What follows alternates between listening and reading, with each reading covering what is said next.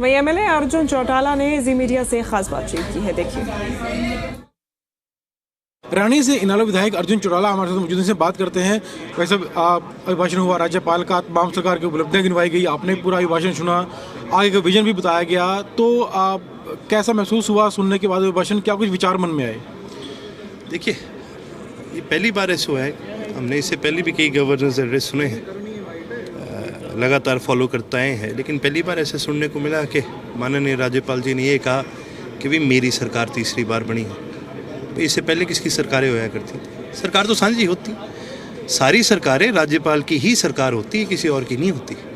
उनका ये कहना एक पॉलिटिकल पार्टी की तरफ बाइस्ड होना, ये गलत मैसेज आता है पूरे प्रदेश के अंदर। जो उपलब्धियां सरकार की गिनवाई राज्यपाल की ओर से, हर वर्ग को लेकर, किसानों को लेकर, युवाओं को लेकर, छात्रों को लेकर, महिलाओं को लेकर, गरीबों को लेकर, उन उपलब्धियों के बारे में क्या आप कहेंगे?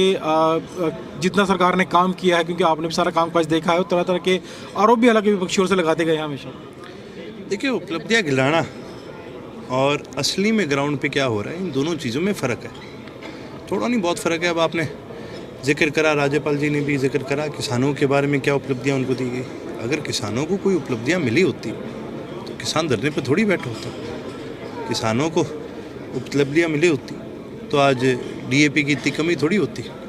युवाओं को अगर उपलब्धियां मिली होती तो आज युवा 38% जो हमारा बेरोज़गारी है प्रदेश के अंदर, इतना ज़्यादा थोड़ी होता। तो ये कहने की बातें अलग हैं जी, बाकी हर चीज़ को हम उसमें डिस्कस करने का काम करेंगे। आगे का विजन भी उन्होंने बताया कि सरकार आने वाले 5 सालों में किस तरह से काम करेगी और क्या कुछ योजनाएं सरकार लेकर आएगी।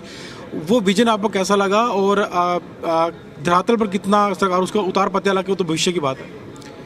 देखिए जी, विजन तो सबके ही बड़े अच्छे होते हैं, माड़ा किसका होता है विजन?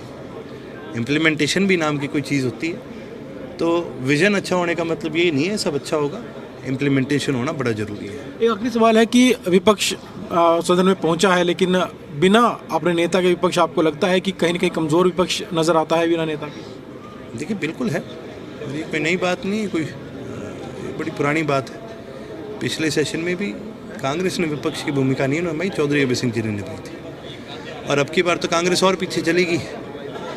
जहाँ लोगों ने इनको कोई मजबूती देने का काम करा, इन्होंने खुद को और कमज़ोर कर लिया।